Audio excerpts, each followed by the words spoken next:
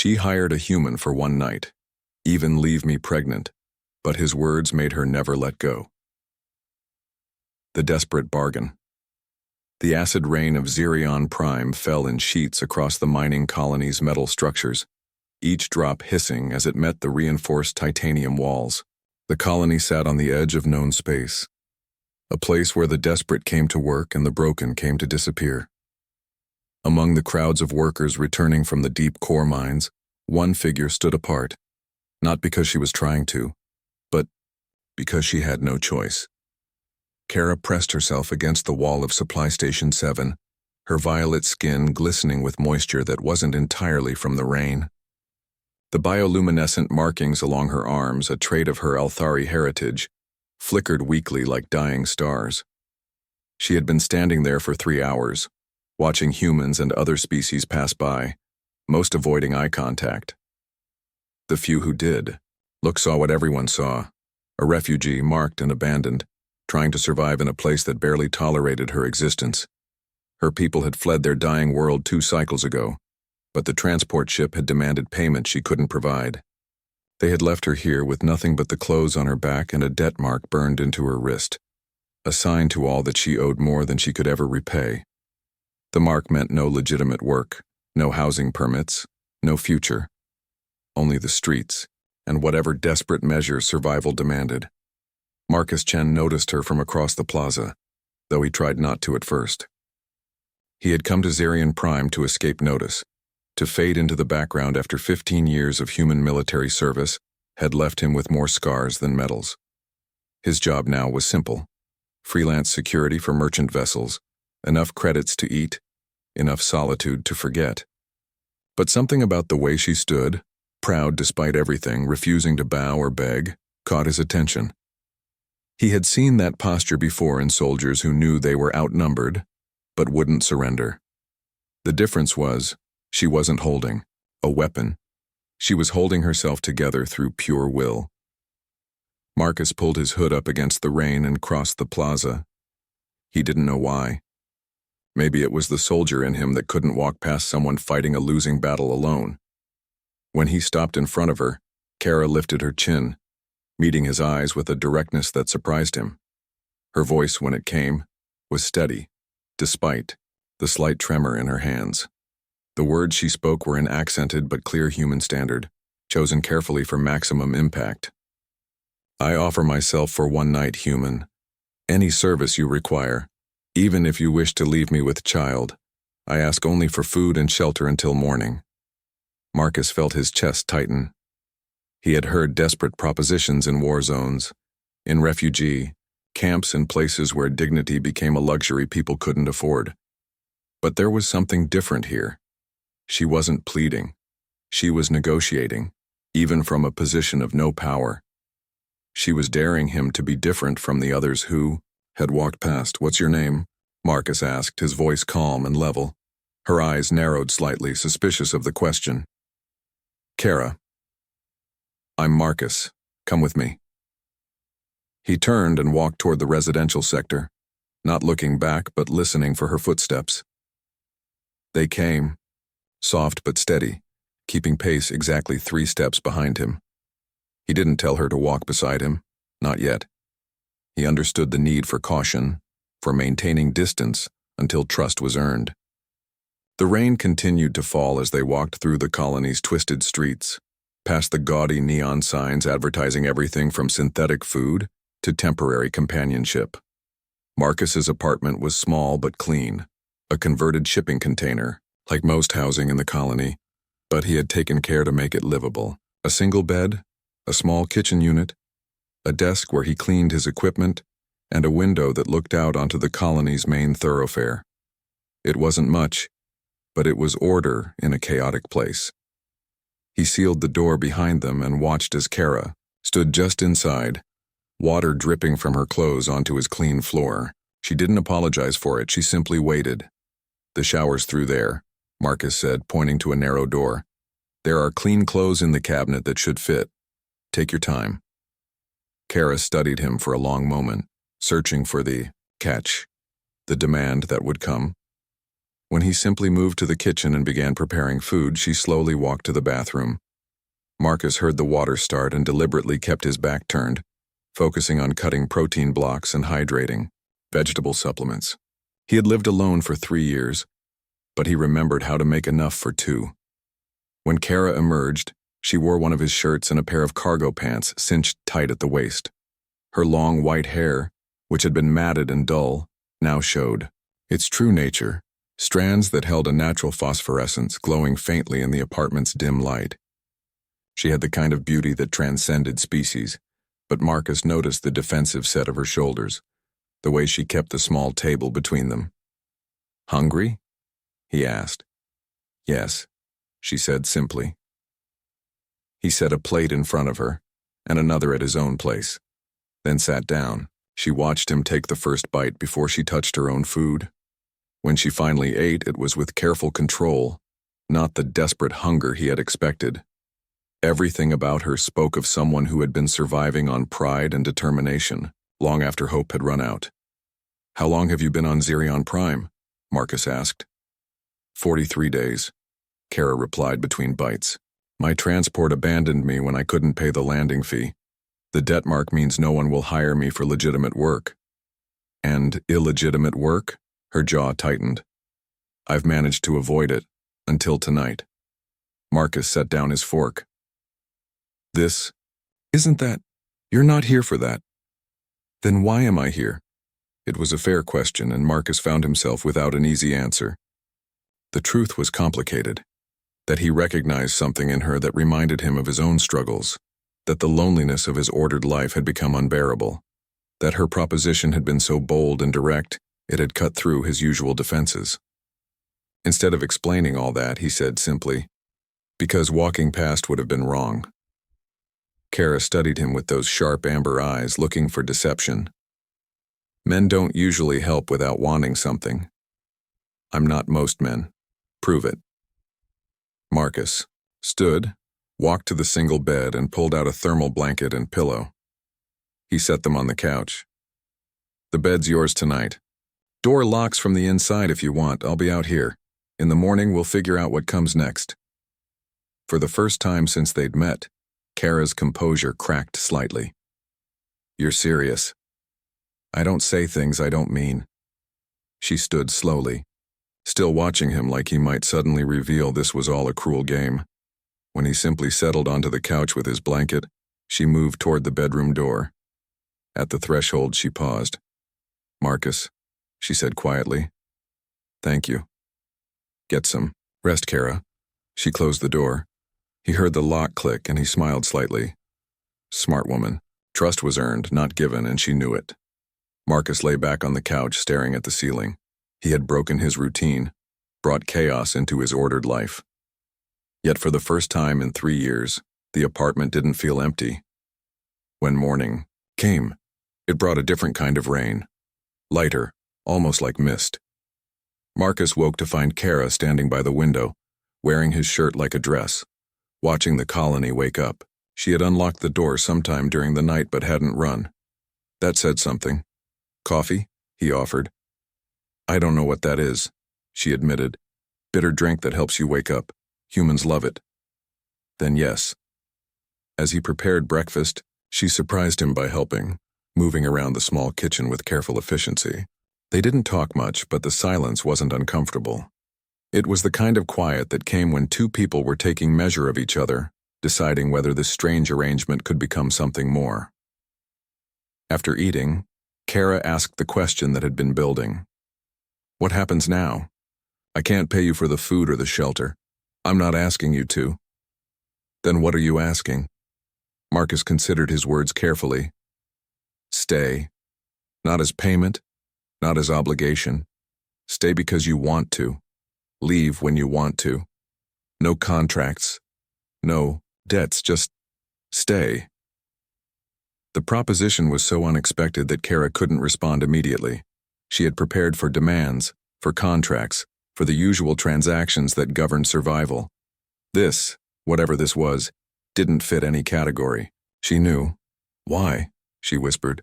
"Because everyone deserves a chance to stop running.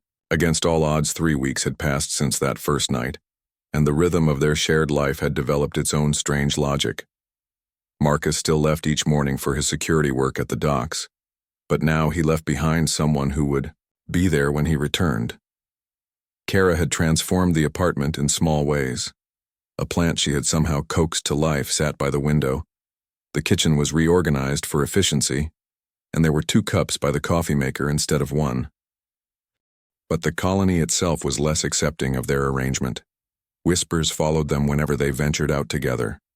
Humans and Althari didn't mix. Not like this. The war between their species had ended only 5 years ago, and while peace treaties had been signed, prejudice didn't disappear with the stroke of a pen. Marcus walked through it all with military bearing, neither acknowledging the stares nor retreating from them. Kara, however, felt each look like a physical weight. On this particular morning, Marcus found her sitting at his desk, studying one of his old military manuals. She had been teaching herself human standard writing, determined to be more than just a refugee. Her finger traced the words slowly, her lips moving slightly as she sounded them out. "Combat logistics?"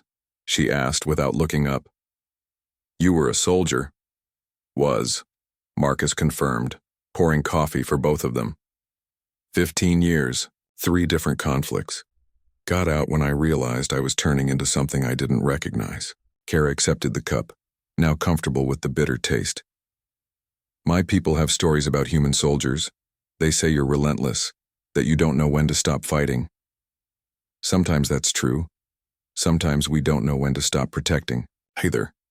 She looked at him then, really looked at him. In the morning light, she could see the scars more clearly, a line across his jaw, another disappearing into his hairline, the way he favored his left shoulder when he thought she wasn't watching. This man had been broken and rebuilt multiple times, yet here he was, offering shelter to an enemy species refugee. "I wasn't completely honest," Kara said suddenly, "about why I was abandoned." Marcus sat down across from her, waiting.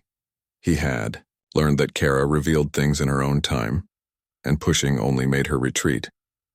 "The transport didn't leave me just because I couldn't pay. They left me because of what I am." She held up her arm, letting the bioluminescent markings pulse brighter. "Among my people, these markings indicate genetic compatibility for enhancement. During the war, Althari like me were modified to be living weapons. I was selected, but never underwent the process. The transport captain found out and decided I was too dangerous to keep aboard." "Are you?" Marcus asked calmly. "Dangerous? I could be. The genetic markers mean I can interface with certain technologies, process information, faster, heal quicker. But without the enhancement procedures, I'm just potential. Unused potential that everyone fears." Marcus reached across the desk and took her hand. Her skin was cooler than human normal, and he felt a slight electric tingle where their skin met one of the quirks of Althari physiology. "We're all dangerous, Kara. It's what we choose to do with that potential that matters." Before she could respond, a heavy knock rattled the door. Marcus was on his feet instantly, the soldier in him responding to the aggressive sound. Through the door panel, he could see 3 figures, colony security, armed and looking official. "Mr. Chen," one called through the door. "We need to discuss your house guest." Marcus opened the door but didn't step aside to let them in. "She's done nothing wrong." "That's to be determined," the lead officer, a human named Briggs, whom Marcus recognized from the bars, said with false politeness. "We've had complaints. An Althari without proper documentation, living with a human, potentially engaging in illegal activities." "What illegal activities?" Marcus's voice had dropped to what Kara had come to recognize as his dangerous calm. "Prostitution, for one. Theft of resources meant for human colonists. Potential espionage. Get out." Marcus didn't raise his voice, but something in his tone made all 3 officers take a step back. "You have no evidence, no warrant, and no authority to harass someone under my protection. Leave now, or I'll file a complaint with Colonial Administration about discrimination and harassment." Briggs's face reddened. This isn't over, Chen. That thing you're harboring. Marcus moved so fast that Kara barely saw it. One moment he was standing in the doorway. The next he had Briggs pressed against the corridor wall, his forearm across the man's throat. She has a name. Use it or don't speak at all. The other two officers reached for their weapons, but Marcus didn't even look at them. I've disarmed better trained soldiers than you in complete darkness. Do you really want to test me? They hesitated, and in that hesitation, Briggs wheezed, "Stand down." Marcus released him and stepped back. "We're done here." After they left, Marcus closed the door and found Kara standing in the middle of the room, her markings pulsing rapidly, a sign of distress in her species. "You shouldn't have done that. Now they'll target you too. Let them try." He moved to her, gently placing his hands on her shoulders. "I told you that first night, you're not temporary. That means I don't abandon you when things get difficult." Kara's eyes glistened with moisture, Althari tears that would crystallize if they fell. "No one has ever fought for me before." Then they were fools. That night, they didn't maintain their usual sleeping arrangements. When Kara emerged from the shower, she found Marcus reading on the couch, and instead of going to the bedroom, she sat beside him. Without discussion, she leaned against his shoulder, and he shifted to accommodate her. They stayed like that for hours, not speaking, just existing in the same space without walls between them. As the colony's lights dimmed to simulate night, Kara whispered, "What if I am dangerous? What if staying with you puts you at risk?" Marcus's arm tightened around her slightly. "I've been at risk my whole adult life. At least now it's for something worth protecting." She turned to look at him, and their faces were closer than they had ever been. "Is that what I am to you? Something to protect?" "No," he said, and her heart sank until he continued. "You're someone to stand beside. There's a difference." The kiss that followed was inevitable, soft at first, then deeper as weeks of careful distance collapsed.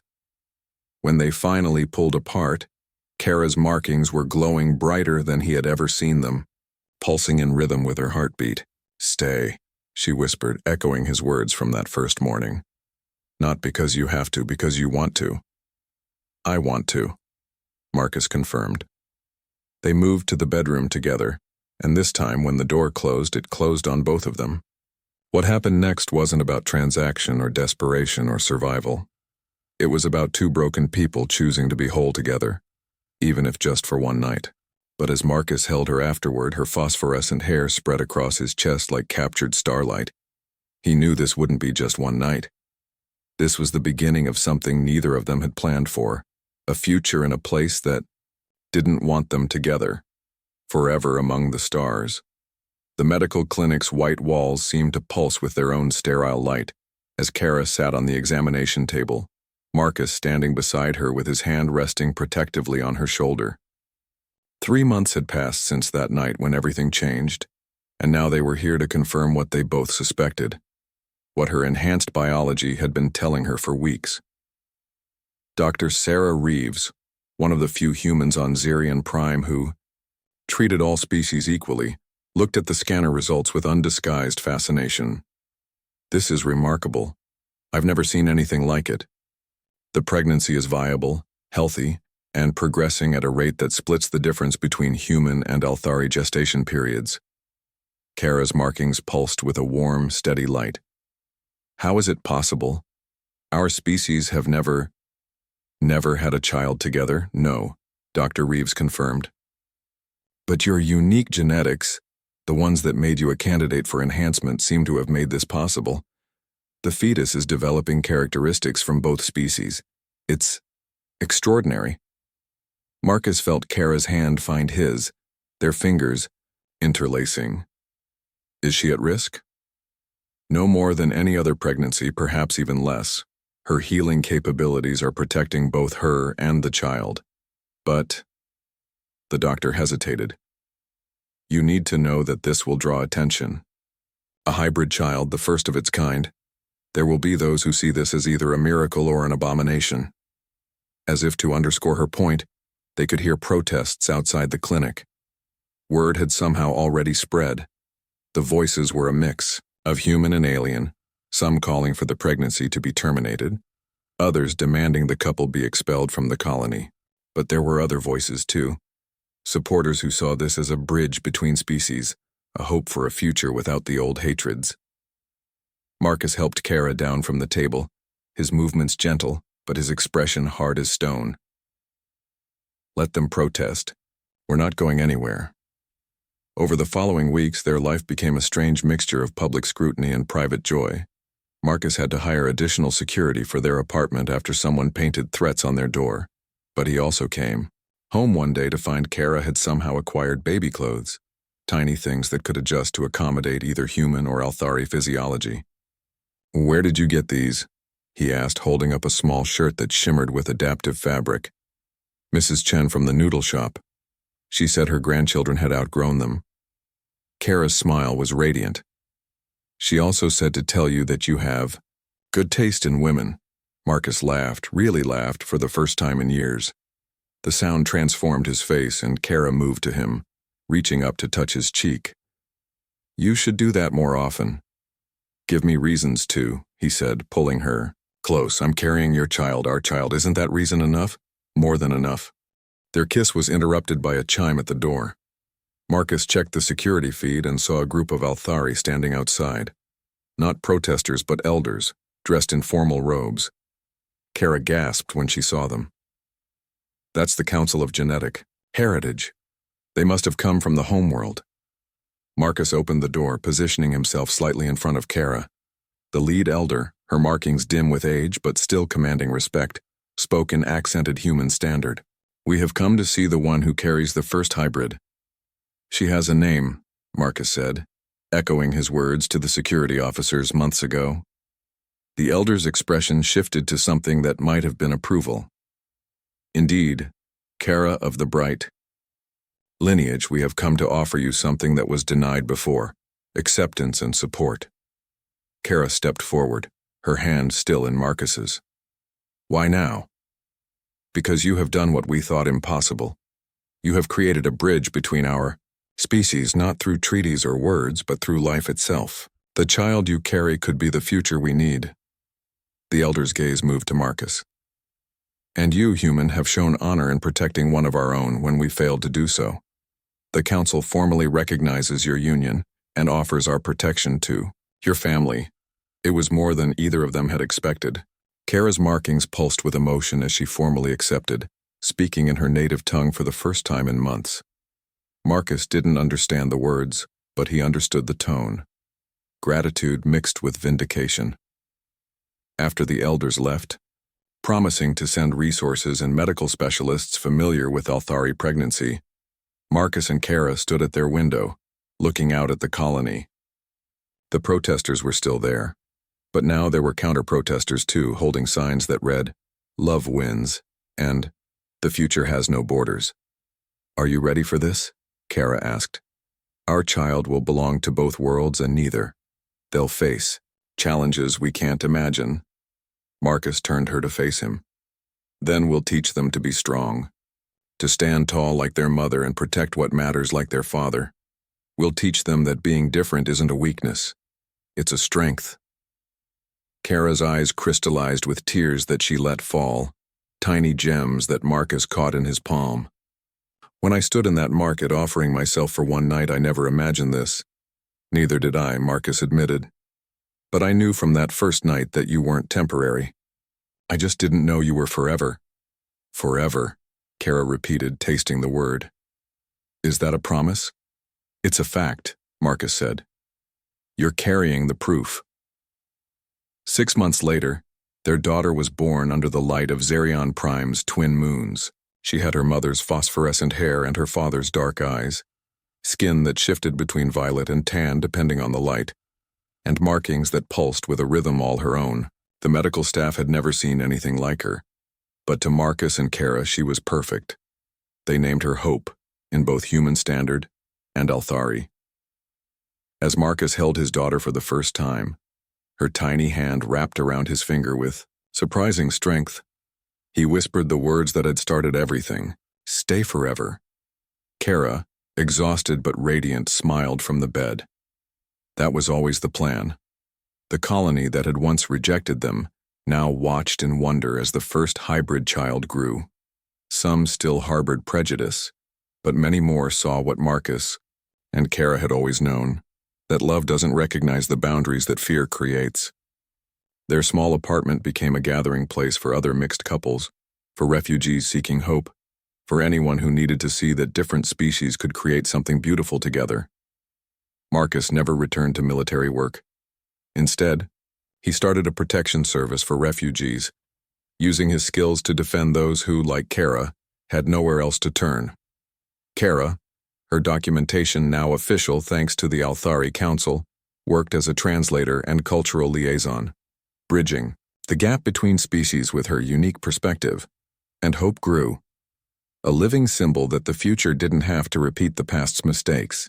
When she was old enough to understand, Kara told her the story of how her parents met, a desperate woman and a lonely man, finding in each other not just love, but purpose. Mama offered herself for one night, Hope said, her child's voice carrying both species' musical tones. But Papa asked her to stay forever. That's right, Marcus said, lifting his daughter onto his shoulders. And she did. Why? Hope asked, the eternal question of children everywhere. Kara and Marcus looked at each other, sharing a smile that held years of struggle and triumph. Because, Kara said, sometimes one night is all it takes to change everything. And sometimes, if you're very lucky, one night becomes forever. As the artificial sunset painted Xerion Prime in shades of gold and violet, the family stood together at their window. The colony sprawled before them, still imperfect, still struggling, but changing. And in their small apartment, in their small corner of the universe, they had built something that transcended species, prejudice, and fear. They had built a home, and as Marcus had promised on that first morning, Kara had never been temporary. She was, and always would be, forever. The child of two worlds 5 years had passed since Hope's birth, and the colony of Xerion Prime had transformed in ways no one could have predicted. The small apartment that had once housed just Marcus and Kara now felt cramped with the addition of their daughter, whose boundless energy seemed to fill every corner. Hope was a whirlwind of curiosity, her phosphorescent hair glowing brighter when she laughed, her dark eyes taking in everything with the tactical assessment she had inherited from her father. On this particular morning, Marcus was teaching Hope basic defensive stances in their living room, the furniture pushed against the walls to create space. Her small form mimicked his movements with surprising precision, her hybrid physiology giving her advantages neither pure human nor Althari children possessed. She was faster than human children, more durable than Althari youth, and her markings could pulse in patterns that seemed to convey emotion more clearly than words. Keep your center low, Marcus instructed, demonstrating the stance again. Power comes from the ground up. Hope adjusted, her face scrunched in concentration. Like this, Papa? Perfect. Now, remember what we talked about. These moves are for protection, not aggression, Hope finished, having heard this lesson countless times. We defend those who cannot defend themselves. Kara watched from the kitchen, her hands wrapped around a cup of tea, a soft smile on her face. The years had been kind to their family, but not without challenges. Hope had started school recently, and the reports were mixed. Academically, she excelled beyond any standard curriculum, her hybrid brain processing information in ways that amazed her teachers. Socially, however, she struggled. The other children didn't quite know what to make of her, this girl who belonged to both species and neither. A knock at the door interrupted the lesson. Marcus checked the security feed and saw a familiar face, Commander Torres, his old commanding officer from his military days. The man looked older, grayer, but still carried himself with military bearing. Marcus hadn't seen him in 7 years. Torres, Marcus said, opening the door. This is unexpected. Chen. Torres nodded, his eyes taking in the domestic scene.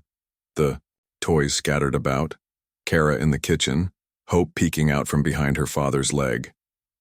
"May I come in? I have a proposition." Marcus glanced at Kara, who nodded slightly. "Come in. Hope, go wash up for breakfast." The little girl scampered off, but not before studying Torres with those penetrating dark eyes.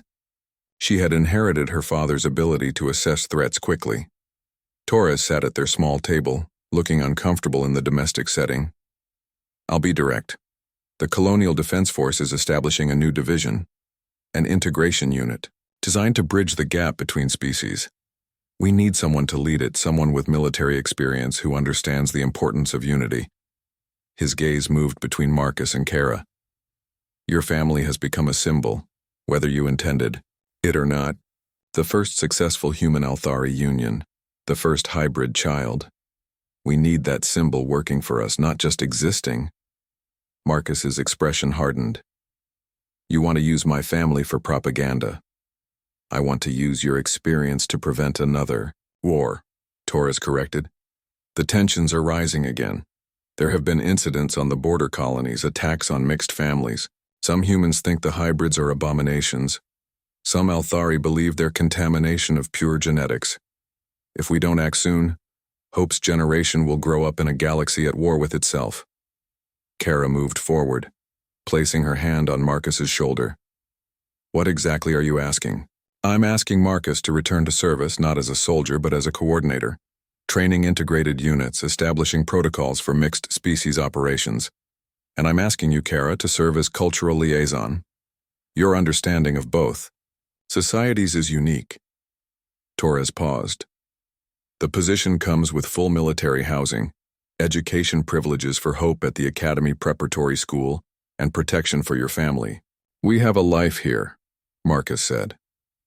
"You have survival here," Torres countered. "I'm offering you purpose. And more importantly, I'm offering Hope a future where she's not just tolerated, but valued." That night, after Torres had left and Hope was asleep, Marcus and Kara stood on their small balcony looking out at the stars. The weight of the decision hung between them like a physical presence. "He's right about the tensions," Kara said softly. "I felt them in the market, seen them in how people look at Hope. It's getting worse." "Taking the position means putting ourselves in the spotlight," Marcus replied. "We'd be targets. We're already targets. At least this way, we'd have resources to protect ourselves and maybe make a difference." Marcus turned to her, studying her face in the dim light. Her markings pulsed with a slow, thoughtful rhythm. "You want to do this. I want Hope to grow, up in a galaxy that sees her as a bridge, not a barrier. If we can help make that happen—" She trailed off, but her meaning was clear. "Then we do it together," Marcus said, "like everything else." The move to the military compound happened quickly. Their new quarters were 3 times the size of their old apartment, with separate rooms for Hope and even a small training area. The compound itself was a marvel of integrated architecture, designed to accommodate multiple species comfortably. Hope's new school was within walking distance, staffed by teachers from various species who had been specifically trained in integration education. On Hope's first day at the Academy Prep School, both parents walked her to the entrance. She wore the standard uniform, but her phosphorescent hair made her stand out among the other children. Marcus knelt down to her level. "Remember what we taught you," he said. "You are exactly who you're supposed to be." "The first of many," Hope recited, something Kara had been telling her since she was old enough to understand. "The bridge between worlds." "That's right," Kara said, adjusting Hope's collar. "And bridges are strong because they connect, not because they separate." Hope nodded, squared her small shoulders in a gesture purely her father's, and walked into the school with her head high. Several children stared, some whispered, but one, a young Althari boy with dim markings, approached her with curiosity, rather than fear. "Your hair is both," he said in accented human standard. "Like you are both." "Yes," Hope replied simply. "Want to see the patterns I can make?" And just like that, she began building her first friendship. Marcus spent his days establishing training protocols that required humans and Althari to work in paired units, each learning to complement the other's strengths. The resistance was strong at first. The human soldiers didn't trust Althari reflexes, and the Althari warriors found human stubbornness frustrating. But Marcus had a gift for finding common ground, usually by putting them through exercises that required absolute cooperation to succeed. Kara worked with the Civilian Integration Program, helping mixed families navigate the complex social and legal challenges they faced. She became known as someone who could translate not just languages but cultures, helping each species understand the other's perspective. One evening, 6 months into their new roles, they received an emergency call. A mixed family on the colony's edge was under siege by extremists from both species who had temporarily united in their hatred of hybrids. Marcus grabbed his gear while Kara contacted the authorities, but they both knew the response would be too slow. "Stay with Hope," Marcus said, checking his weapons. "No," Kara replied, her markings pulsing with determination. "We do this together. Mrs. Chen can watch Hope." They arrived at the scene to find a small dwelling surrounded by an angry mob. Inside, visible through a window, was a family, much like theirs, a human woman, an Althari man, and 2 small hybrid children. The mob had torches and weapons, their anger feeding off each other. Marcus assessed the situation with military precision, while Kara did something unexpected. She walked directly toward the mob, her markings beginning to pulse in a pattern Marcus had never seen before. It was hypnotic, almost musical in its rhythm, and the crowd's attention shifted to her. "You fear us," she said, her voice carrying despite its softness. "You fear what we represent: change, uncertainty, a future you didn't plan for. But look at me. Look at what I am. I am Althari, who loves a human. I am a mother to a child of both worlds. I am not your enemy. Fear is your enemy." While she held their attention, Marcus had circled around, positioning himself between the mob and the house. His presence, the way he stood ready but not aggressive, spoke of controlled power. Together they formed a barrier not just of bodies but of purpose. "You have a choice," Marcus said, his voice cutting through the night. "Leave now and go home to your families, or stay and face the consequences. And before you decide, know that I've faced worse odds in actual war zones. This is nothing." The combination of Kara's words and Marcus's presence created a moment of uncertainty in the mob. That moment was all the authorities needed to arrive, dispersing the crowd with non-lethal deterrence. The family inside was safe, but shaken. As they returned home, Kara leaned against Marcus in the transport. "We make a good team. We always have," he replied, kissing the top of her head. They found Hope waiting for them with Mrs. Chen, having refused to sleep until her parents returned. She ran to them, her small arms wrapping around both their legs. "Were you heroes?" she asked, her voice muffled against them. Marcus picked her up, holding her between them. "No, little star. We were just parents protecting other parents." "That sounds like heroes to me," Hope said with 5-year-old certainty. Looking at his daughter's face, at the absolute trust in her eyes, Marcus remembered that night years ago when Kara had first appeared in his life. She had offered herself, for one night, expecting nothing but survival. Instead, they had built this, a family that defied probability, a love that transcended species, and now, a purpose that might help shape the future of the galaxy. "Papa?" Hope asked, yawning. "Will there always be people who don't like us?" "Maybe," Marcus answered honestly. "But there will always be more people who see you for what you really are. Hope for a better tomorrow." As they tucked Hope into bed, in their new home, her phosphorescent hair glowing softly in the darkness, Kara whispered to Marcus, "Do you ever regret that night? Taking in a desperate stranger?" Marcus pulled her close, feeling the familiar electric tingle where their skin met. "Never. You were never a stranger, Kara. You were always meant to be here." "Forever?" she asked, though she knew the answer. "Forever," he confirmed. And in the quiet of their new life, with their daughter safe and their purpose clear, the word felt less like a promise and more like a simple statement of fact. The galaxy outside was still divided, still struggling with change. But in their corner of it, in the integrated compound where species worked side by side, where children like Hope could grow up seeing diversity as strength, the future was already being written, and it began with a desperate offer, an unexpected kindness, and two people brave enough to choose love over fear, again and again every single day.